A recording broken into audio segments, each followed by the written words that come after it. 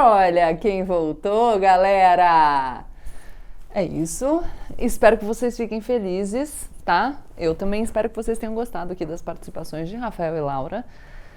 Mas é isso, vocês têm que ficar felizes com a minha volta. Então eu espero assim muitas mensagens dizendo: Gabi, que bom que você voltou. Aí vocês vão vão responder a essa minha provocação dizendo: ai, Gabriela, mas eu nem fiquei tão feliz assim que você voltou. Tudo bem, não é sempre que a gente precisa ser sincero, é? Então vamos lá, galera. Vamos me fazer sentir bem, sentir feliz nesse retorno de férias, pensando que eu voltei para esse caos aqui. É isso, é só para me ajudar. E a gente começou nesse clima, eu tô tomando um chá de camomila. Por quê? Porque a gente começou com esse clima bom, esse clima de retorno, esse clima de festa, mas ele vai acabar. Então, menos emoção e mais razão, porque tem coisas que aconteceram durante a minha ausência e sobre as quais, meus amigos, eu preciso falar. Se inscreve no canal, deixa seu like e compartilha esse vídeo com seus amigos. Eu sei que está acontecendo muita coisa, que a gente poderia falar de Petrobras, de combustível, dessa alucinação do presidente da República, junto com Arthur Lira, né, de abrir uma CPI para investigar as pessoas que ele nomeou, enfim. A gente podia falar de eleições na Colômbia, eu quero falar com vocês sobre pesquisas, tem muita coisa, mas tem um assunto sobre o qual já se falou muito, sobre o qual a gente ainda vai ter que falar muito, um assunto triste, muito triste, mas que eu, enfim, faço muita questão de conversar com vocês. Na semana passada, a gente teve a notícia da morte do indigenista brasileiro Bruno Pereira e do jornalista britânico Dom Phillips. E antes de começar esse vídeo e de propor a discussão que eu quero aqui com vocês, eu primeiro queria, do fundo do meu coração, prestar as minhas sinceras condolências às famílias, aos amigos do Bruno e do Dom, a todo mundo que se sentiu afetado emocionalmente por essa notícia. E eu queria estender as minhas condolências a todas as pessoas, a todas as famílias de pessoas, a todos os amigos de pessoas, ou desaparecidas, ou que tenham sofrido qualquer tipo de violência no Brasil. A gente tem um problema severo de segurança pública que a gente precisa resolver. E eu, sinceramente, me solidarizo e me sensibilizo com todo mundo que, de alguma maneira, foi afetado por esse nosso problema. E eu aproveito para dizer que essa minha manifestação de pesar, ela tem um traço de esperança, que é um traço que se manifesta na minha expectativa de que vocês que sofreram a violência de alguma maneira, seja ela diretamente ou indiretamente, eu espero do fundo do meu coração que vocês nunca tenham se deparado com uma autoridade pública que, ao lidar com a situação, tenha colocado a culpa na vítima. É isso. Agora a gente vai para a nossa discussão. Muito foi dito sobre esse caso por vários colegas meus, por pessoas absolutamente competentes, muito foi falado. E eu pensei que, tendo chegado um pouco depois, eu poderia contribuir trazendo um ponto que eu não vi ser tão abordado assim. E qual é? A gente aqui no canal, se vocês pesquisarem nos vídeos, vão ver que a gente fez um vídeo aqui falando sobre a COP26, falando sobre mercado de carbono, falando sobre como naquele evento discutiu-se uma revolução verde, no pós-pandemia uma retomada da economia que considerasse a questão de sustentabilidade, porque a forma como a gente tem desenvolvido a nossa produção no mundo é uma forma não sustentável e a gente tem sofrido as consequências, a gente conhece os dados e a gente sabe que a situação vai se tornar cada vez mais grave. E a gente sabe também que as primeiras pessoas a sofrerem os efeitos dessas alterações, dessas transformações e desse problema são as pessoas mais pobres, as pessoas dos países mais pobres, as pessoas das áreas mais pobres dentro dos países mais pobres, porque mais vulneráveis. Isso já mostra uma injustiça, porque, no geral, os principais causadores, né, desse problema ambiental, os países, os principais causadores, não são os primeiros a sofrer as consequências. Isso está lá no nosso vídeo sobre COP26, eu sugiro a vocês que assistam. Mas, de qualquer maneira, essa introdução, ela nos leva para a constatação de que a gente tem visto uma mudança no mundo, às vezes mais lenta do que nós gostaríamos, do que seria necessário, mas uma mudança no sentido de uma maior responsabilidade com a alteração na nossa forma de produzir as coisas, de consumir as coisas, para que nós tenhamos um ambiente mais sustentável, para que a gente, enfim, garanta a qualidade, a possibilidade da nossa vida futura, a possibilidade de vida com qualidade das futuras gerações. E isso tem vários impactos, inclusive o impacto econômico. Esse é um traço que a gente traz nesse vídeo que eu já mencionei. Quando a gente pensa em substituição de matrizes energéticas, a gente pensa também na transferência de poder econômico de determinados agentes para outros agentes.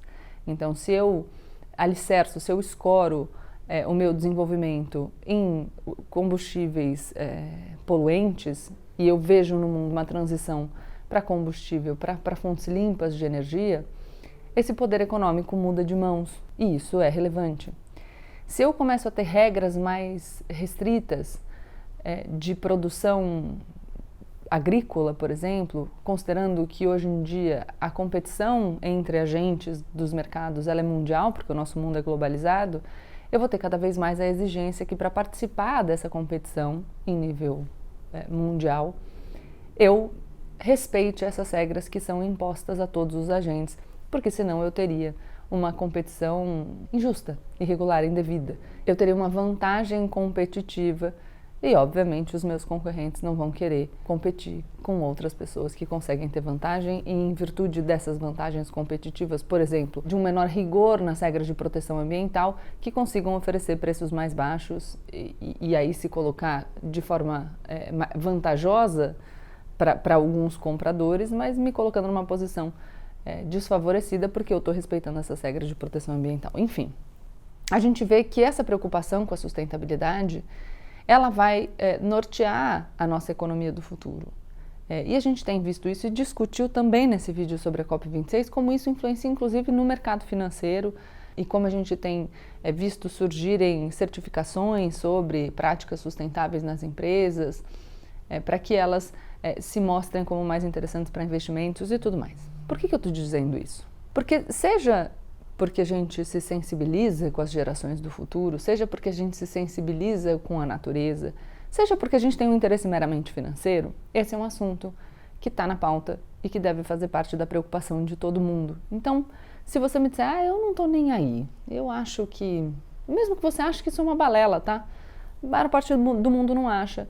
Essa é uma preocupação que tem se colocado na mesa, então a gente precisa considerá-la, ainda que numa decisão de eficiência, numa decisão econômica, numa decisão fria, distante de qualquer empatia. E aqui no Brasil a gente tem uma joia chamada Amazônia. O Brasil tem diversos problemas. O Brasil é um país de dimensões continentais, o Brasil é um país desigual, o Brasil é um país com um problema educacional, o Brasil é um país com um déficit tecnológico que a gente não tem conseguido pelo menos diminuir essa defasagem de desenvolvimento e educação em tecnologia para a gente se colocar no mundo de maneira mais competitiva. Também com a nossa indústria, a gente não alcançou o lugar de competitividade que nós gostaríamos e que seria bom para o nosso desenvolvimento econômico. Enfim, a gente tem as nossas questões. E a gente tem uma joia. E a gente tem a possibilidade, diante dessa mudança na economia do mundo, de se colocar numa posição de vantagem, principalmente porque a gente tem essa joia e a gente poderia explorá-la de maneira sustentável, a gente poderia compreendê-la, a gente poderia olhar para isso com cuidado de novo, seja porque a gente se solidariza com as pessoas, porque a gente quer viver melhor no mundo, porque a gente pensa na preservação da natureza, seja porque a gente tem um interesse meramente financeiro em termos de produtividade e desenvolvimento econômico do país. E eu vou unir essa minha fala com uma fala sobre nacionalismo, ou patriotismo, até porque eu não entendo nacionalismo nos termos pejorativos e que geralmente são colocados no debate público. Eu tenho uma fala assim, um debate meu com o general Santos Cruz, no canal da Fundação Fernando Henrique Cardoso. Quem quiser assistir, é minha participação no quadro Fura Bolha. Eu tenho uma participação com o Fernando Henrique Cardoso e com o general Santos Cruz. Assistam se vocês quiserem. Mas enfim, eu vou unir esse tema com o nacionalismo porque, levando em consideração que a gente tem essa joia, e partindo dos pressupostos que eu já coloquei aqui nesse vídeo, um verdadeiro nacionalista, um verdadeiro patriota faria o quê? Diante dessa constatação, preservaria essa joia, cuidaria dessa riqueza que a gente tem, com todo o cuidado possível. Porque além disso fazer parte do nosso território, de quem a gente é, da nossa história, isso é uma riqueza que a gente tem, portanto a gente precisa cuidar e preservar. E aí que eu vou chegar no meu ponto. Em alguns discursos, quando a coisa está só no campo da fala, às vezes parece que isso acontece, né? Então, a gente vê, às vezes, assim, alguns representantes de outros países falando sobre a preservação da Amazônia, e a pessoa que senta na cadeira do Palácio do Planalto, na presidência da República, o nosso presidente Jair Bolsonaro, faz um discursão. Porque a Amazônia, nossa, ninguém pode ferir a nossa soberania. É nosso território, quem manda aqui somos nós. Tá bom. Quando nós tivemos a notícia do que aconteceu com o Bruno e com o Dom na semana passada, eu vi uma entrevista do presidente da República dizendo que, culpando a vítima, né, um absurdo completo e absoluto, porque a culpa de uma violência de quem perpetrou a violência, não de quem sofreu a violência, e no máximo estendendo o âmbito de responsabilidade das autoridades públicas que não garantem a segurança no território brasileiro. Há pessoas que são cidadãos brasileiros ou que transitam pelo território brasileiro. Ponto. Mas uma fala dizendo que a pessoa que vai para aquela região, ela não pode ir para lá de qualquer maneira, ela tem que ir fortemente armada. Principalmente se essa pessoa é mal vista por garimpeiros. Quer dizer, o nosso presidente da República assume que nós não temos controle sobre parte do território brasileiro, é isso? Sobre parte tão relevante do território brasileiro. Não é um discurso que reconhece uma dificuldade e que se apresenta como empenhado para resolver esse problema. É um discurso de derrotado. É um discurso que se acovarda diante da constatação de que nós não temos a soberania da qual ele tanto fala. Ué, porque se quem manda naquele território são garimpeiros madeireiros, traficantes de drogas ou de muitas outras coisas, é assim que a gente vai lidar com a nossa riqueza? Abrindo mão dela? Dizendo, não, os criminosos tomaram conta. É isso, não é isso. É o que tem. E aí eu faço uma pergunta para os eleitores, fazendo um paralelo que eu sempre faço aqui com uma empresa, porque eu contrato uma pessoa, vamos supor que eu tenha terrenos ou imóveis comerciais ou pequenos comércios em várias localidades pelo Brasil. Várias. De novo, Brasil com um país com dimensões continentais, então lugares muito distintos, um distante do outro e tal. E eu tenho uma loja, um galpão ou um terreno particularmente importante. A menina dos olhos dessa minha empresa. E eu contratei um CEO, um administrador, para cuidar, né, desses meus imóveis. E aí, eu tenho notícia de um problema nessa minha joia da coroa, na menina dos olhos. E eu pergunto para o meu administrador, ele fala, não, lá não consigo. Eu mantenho esse cara no cargo?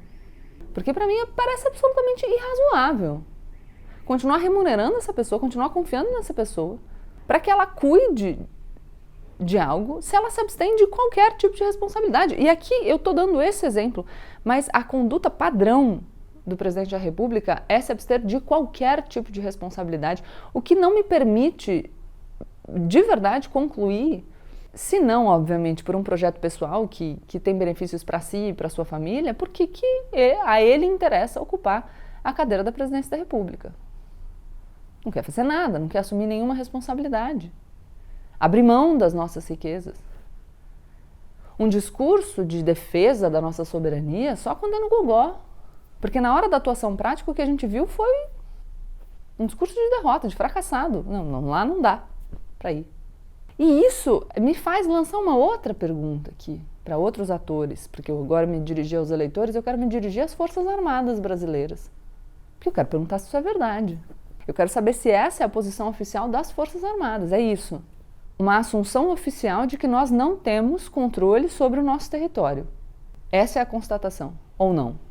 E aí eu não sei se eu tenho aqui pessoas que integram as forças como ouvintes do canal. Eventualmente, se esse vídeo vai chegar aos oficiais das Forças Armadas, Exército, Marinha, Aeronáutica. Mas eu gostaria de ter uma resposta É essa a posição das Forças Armadas do Brasil? De que a gente não tem controle sobre o nosso território. E aí fica curioso porque o discurso de não, peraí, porque outros países não podem ameaçar a nossa soberania, mas se a gente constatou que a gente não tem controle sobre o nosso território, não precisou nem ter uma tentativa de interferência de outros países, de forças de outros países. Imagina se tivesse, né, gente? A gente assumiu a derrota aqui dentro.